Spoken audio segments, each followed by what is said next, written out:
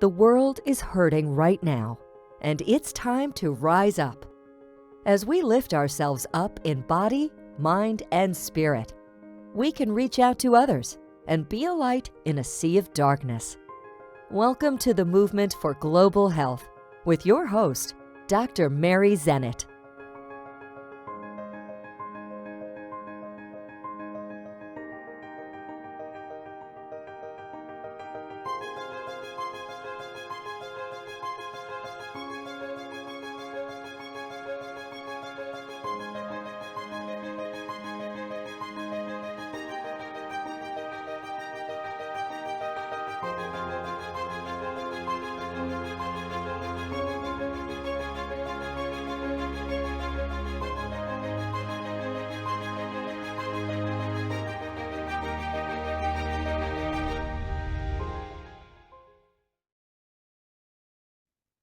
Our guest today is the founder of Am I Hungry?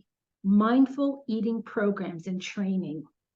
She is the author of Eat What You Love, Love What You Eat book series. She is an associate professor at Arizona State University. She is a certified professional speaker.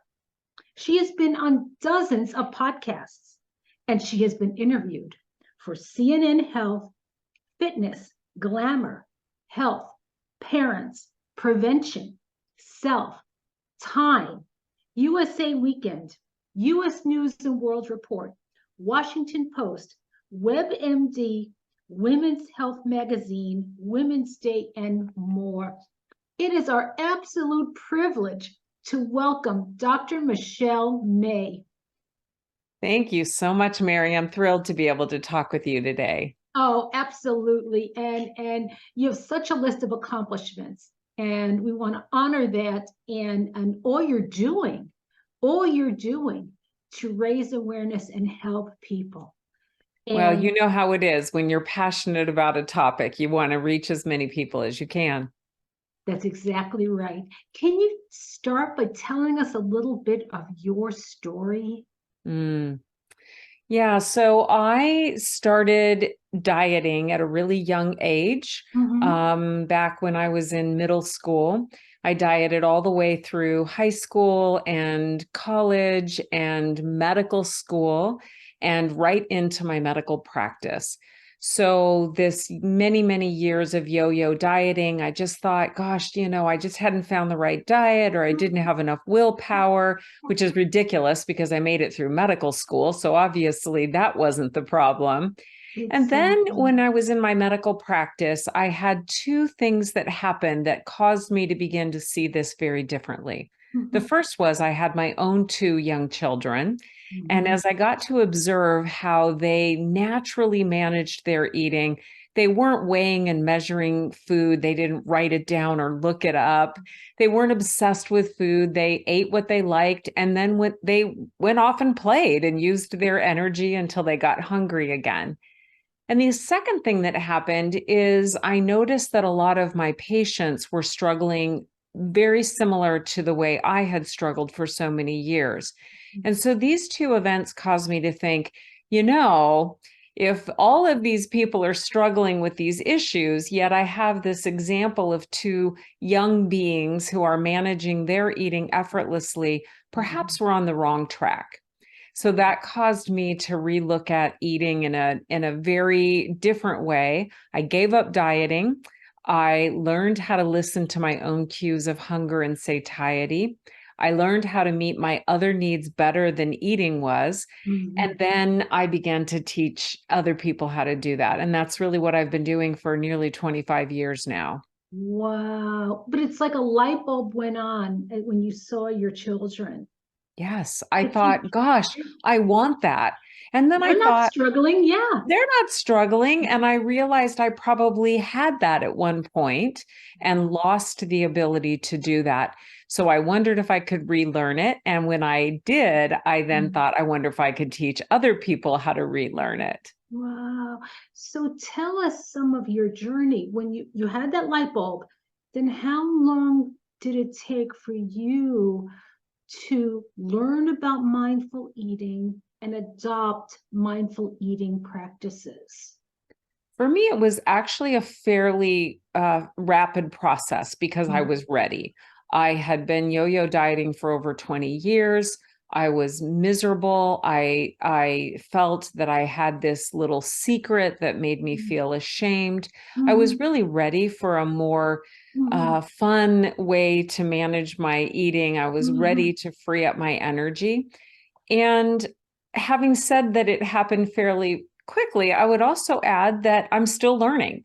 You know, that's the thing about mindful eating is that it really opens the door to understanding more about yourself and how to interpret your body's cues and how to meet your body's needs in better ways than eating when you're not hungry.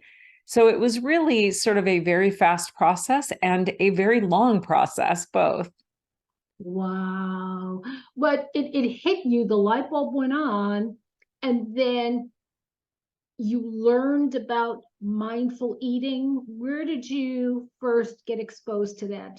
You know, it wasn't called mindful eating back then. I reached out to a therapist friend, a dietitian, and an exercise physiologist, and we put the program together. Wow. Really understanding that diets don't work. They don't work long term anyway, and that most people who try diets are successful for very short periods of time and then ultimately revert back to old behaviors. So we built the program that is now called Am I Hungry, based on the idea that we needed to help people stop with the restrictive patterns and learn how to eat more instinctively. So I did that in a workshop format on my half days off from my medical practice. I was still practicing medicine full time back then. And I wrote a workbook that we shared. And eventually, after doing that for about 6 years and seeing how much it was helping people, I wrote my first book. And since then, we've written a number of books after that on the same topic, but for different audiences. Wow. So we would like to include links. So on your website, if we include your website, will there be resources? amihungry.com. Yep, Okay. amihungry.com. That's a great link because on that homepage, you can find a lot of free ways to be introduced to mindful eating, including you can download the first chapter of Eat What You Love, Love What You Eat for free. And in that chapter, you'll be introduced to the mindful eating cycle. The mindful eating cycle is the process that we use to teach people how to manage their eating without restrictive dieting. And it consists of 6 decision points. And when people read that first chapter, they will know right away whether this is for them. Immediately with that first chapter, they'll be able to see themselves, see their behaviors in that. And if they recognize that, then I think that the book could be very helpful. If not, then it's not for you. It's time to move on. No, but that's so helpful. So we will provide the link to your website, but you can download the first chapter of your book. Yeah, down at the bottom of that page is the download, but also the direct link is amihungry.com/chapter 1. Chapter is spelled out and the number 1. Go straight there and fill it out, and you'll immediately get an email with the attachment of the PDF of the first chapter. That's so helpful. Well, and like you said, try it and see. Is this something that resonates with you? That's right. That's right. You know, most of the people we can help have tried everything. I mean, they feel that they've tried every diet. Maybe some of them have had bariatric surgery. You know, I have a number of clients who are currently on these new weight loss drugs that are really trying to heal their relationship with food, so to speak. In other words, they know that it's not a quick fix. They know it's not just about eating the right amount or looking everything up that they eat, but that Mhm. it really is about understanding why they do what they do in the first place. Mhm. Mhm. Yeah, oh, it's way more than that. Way more Mhm. than, Yeah. I remember years ago, the dietitians would have the little plate and just have this and this and this and this. It's like if only it was that easy. It's not that simple. No. The process that we teach is actually fairly simple, but Mm. it's not easy either, because the truth is that we are really trying to get to the roots of why people do what they do. Okay.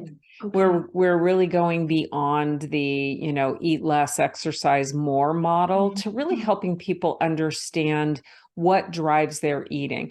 For most people, that's the missing link. Why do you do what you do? And Okay. that's just something, after 25 years of doing this, it's something that I love, love, love helping people figure out what's actually happening. Wow. And once they see it, then it's so obvious that this is a simple, way to think about it. I have a client, Wendy, that came to me. Literally, she said it was her last ditch effort. She Mm. was a retired, very successful banker Mhm. and had struggled with food and body image her entire life, and Mhm. really thought that there was nothing for her that would ever help. Oh. And she says that it literally transformed her life. It gave her life back. And she now has the ability to travel. She loves cooking and eating with friends and family. She's no longer obsessing about food. Mhm. And she will be the first to admit that she's learned how to manage her emotional needs without turning to food. That's amazing, right? I mean, to get your life Really back is good. just Oh, amazing. exactly. And here's a woman who was so successful, right, Right. in her job, but then to take her out of that job, she Yeah. didn't know where to begin. It's actually very common in people that I Mhm. work with. A lot of the people, and it's mostly women, but we help men. Men love the program, but a lot of women are very, very successful in other areas of their lives, but Mhm. they feel that their body has failed them, or they see their body as a failure. And Mhm. that breaks my heart. I identify with that. I was a physician and still was struggling with food. So I don't Exactly. believe that the issue is just you don't have enough information or you don't know what you're supposed to do. In Right. fact, I would venture to say that many of my clients know more about nutrition than most doctors do, because they've Mhm. read every book, every article, they watch everything, they try Mhm. everything. So Mhm. they've learned a lot. They just don't understand what is driving their eating behaviors. And that's what we do. So emotions is a big piece of it. Well, emotional eating and also mindless habitual eating, I think, are Yes. the two biggest areas. Mhm. So, if you focus on sort of the simple things, I mean, we live in an abundant food environment. Food is Mhm. everywhere. And of course, during the holidays, it is everywhere, everywhere, Mhm. right? It's all around us. Food is quite abundant, and we're advertised about it, and we use it to get people to come to meetings, and we use it to True. reward ourselves for getting through a hard day. So, food is one of these ubiquitous ways that we motivate ourselves and bring a little pleasure to our lives. On top of that, we also have a lot of emotional reasons that we eat. The biggest two that my clients talk about is boredom, Yeah. eating because they don't have anything more Mhm. exciting to do, Mhm. or they are eating because they feel stressed. And so they're using food to calm their emotions, calm their nerves, calm Mhm. their overwhelm. Right. And so food works. I mean, we do it because it does make us feel better for a little while. Mm. Or if you're bored and you eat, you've got something to do until you stop eating, and then you're bored again. So you have to eat again, Exactly. which is the problem, right? Exactly. So, recognizing that it actually works is, I think, an important step. You do it not because you don't know better, but because it actually, for a little while anyway, it does make you feel better. Mhm. However, the effects of it doesn't last. And eventually you're bored again, or you're stressed again. And Mhm. now you feel overly full and guilty. Mhm. So that cycle, we call it the eat, repent, repeat cycle Okay. of eating to feel better, then feeling guilty about it and Mhm. trying to make Mhm. up for it by restricting and depriving yourself, Mhm. which, by the way, is a third reason that people struggle with food. It turns out that restriction and deprivation actually cause us to want to eat even more. I mean, we think about the foods we can't have, we miss them. And when we finally do get them, it's really hard to stop eating them. So that cycle of eating because of Absolutely. environmental cues or emotional cues, and then trying to restrict and deprive to make up for it, Mhm. it drives a cycle that most people get trapped in, and they don't really understand why they haven't been able to break free.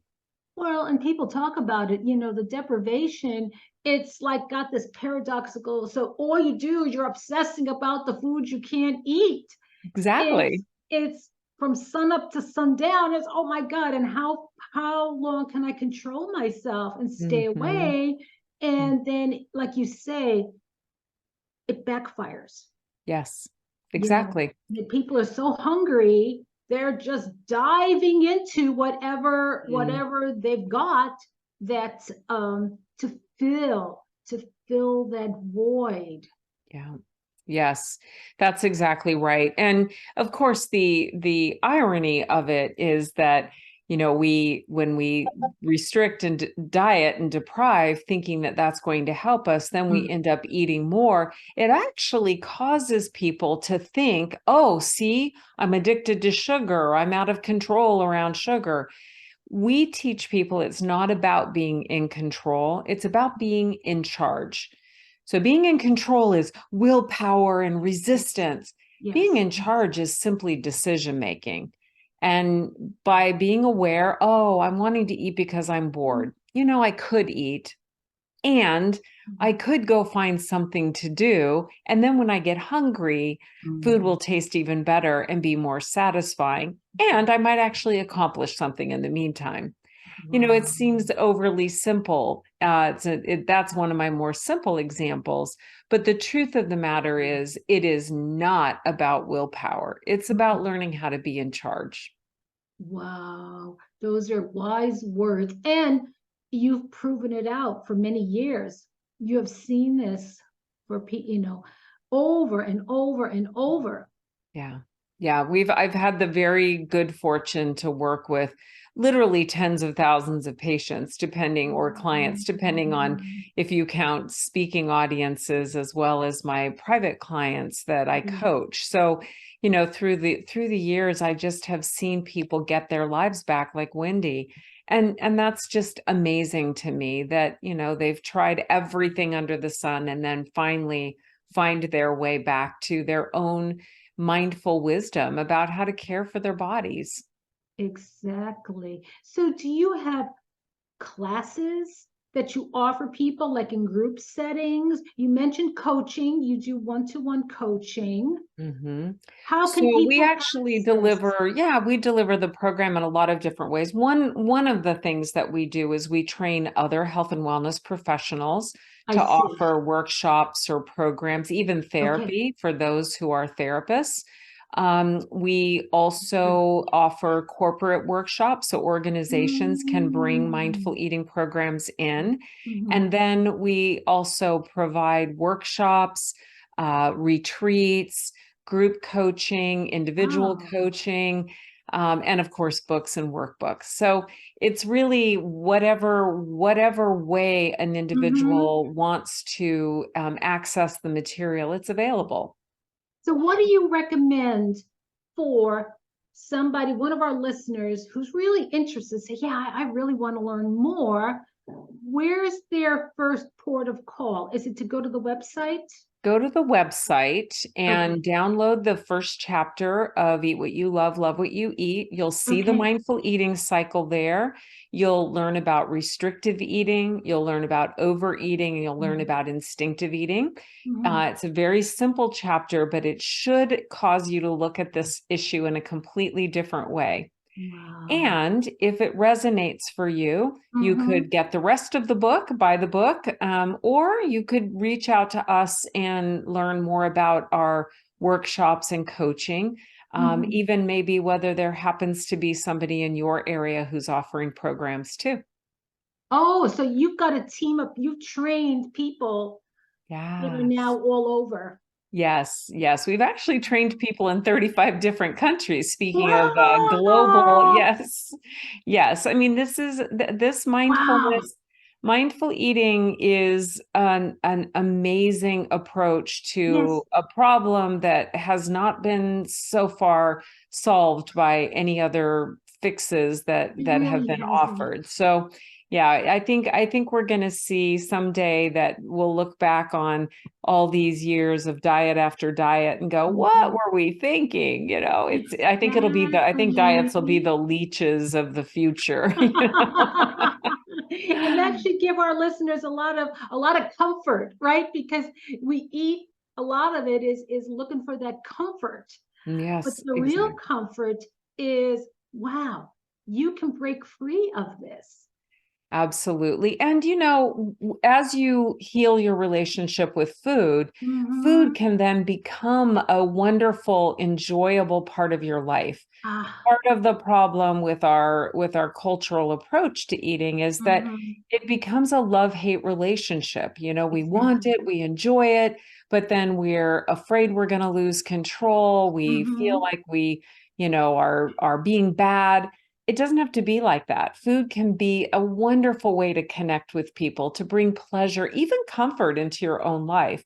But Yeah. it's when you're using it in a way that's really healthy and balanced and mindful that makes all the difference. Exactly. Well, this is so encouraging. You're a wealth of encouragement and knowledge. I mean, you have learned from your own experience. Mm, And then look what has happened. You started yes. working with people, and this has really evolved into this is your full time, right? This is what Yes. you do full time. Yes, I left my medical practice, 17 years ago. I've been doing Wow. this full time since then. So, yes, I'm Wow. very, very lucky to have Yes. found something that really is born out of my own personal struggles Mhm. and now has helped so many people. I feel really, really blessed that I've been That is so able to do that. awesome. Hmm. And we can't underestimate the benefits to one's health, okay, for adopting Yes. this mindful eating. This, Absolutely. It's not healthy to go on and off diets or to it's lose and gain weight and, not. obsess about food. I mean, really, what is so beneficial about this is to put eating into its proper perspective in our lives, Mhm, where it is the mhm. way that we fuel living, which is really what eating is Wow, for. It's taken on this love that. monstrous proportion in our culture. And I think if we can get Mhm. back to a way of managing our eating that feels natural and balanced Right. and doable, that I think is amazing for That people. is so awesome. And of course, I'm sure you cover the types of foods. I mean, our culture, it glamorizes all the unhealthy foods. Yeah. There's so many foods that I don't want to say that you shouldn't eat, but they're just not healthy. Well, and here's the problem. All foods can fit into a balanced diet. There's no food that's That's going to hurt right. you in moderation. The Hmm. problem that I see over and over again is that people tell themselves they shouldn't eat it. So I love your little catch and saying, no, I guess I shouldn't say that.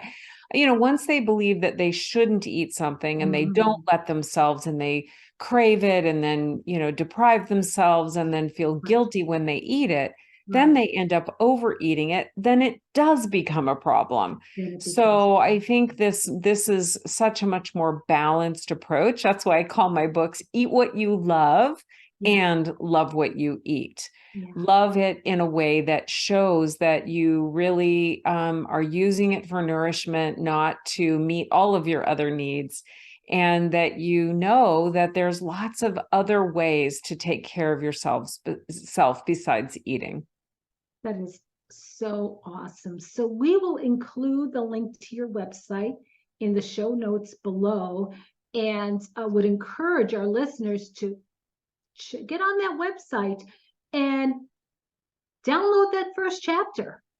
And we have so many free articles, blog posts on there. There's a quiz to test your own eating cycle. I mean, I'm all about education. I believe that this is a big transformation in the way that we think about eating. Mhm. So we offer a lot of free resources to get people started and get people thinking. That's beautiful. And honestly, it's something you can share with your friends and your family. And think about it. Almost everybody is thinking about food on some level or another. And if the way we approach, like you say, the relationship with our food, we love, like you say, eat what you love. But it has to do with your own self-love. Yeah, that's right. That's right. Yeah, it's a wonderful way, I think, to begin to really open the door to listening to your inner wisdom. You know, this is something that we've lost when it comes to eating. We're so tuned in to what the latest expert says we should and shouldn't do, and what the bad food and the good food. And, you know, when you're my age, I'm 61, you know, honestly, I've seen all the fads come and go. I remember when it was low fat, and then now it's low carb. And, you know, we've seen all the foods get labeled bad at one time or another. But when you relearn how to listen to your inner wisdom and approach eating in a more balanced way, it truly frees up your energy to live the big, vibrant life you crave, the one that you think you're going to get if you finally get control over your eating. Wow. So you can dream again. Yes, Dream those big you can dreams. live again. And live. Yeah.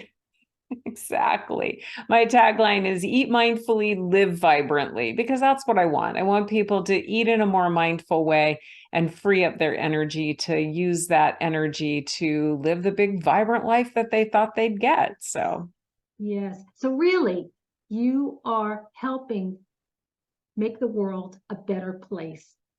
I hope so. I hope so. It's so awesome. It's been an absolute privilege to have you here today, Dr. Michelle. And I'm going to have those links below and encourage our listeners to download the first chapter of that book and then reflect on it and decide, do you want to take the next step and the next step and the next step? And it sounds like your work is transformational for people. I believe it is. I believe it is. Thank you so much for the privilege of sharing this with you and your audience. Thank you so much. Thank you for all you do. Thank you. Take care, All right, Mary. then. Bye-bye. Bye.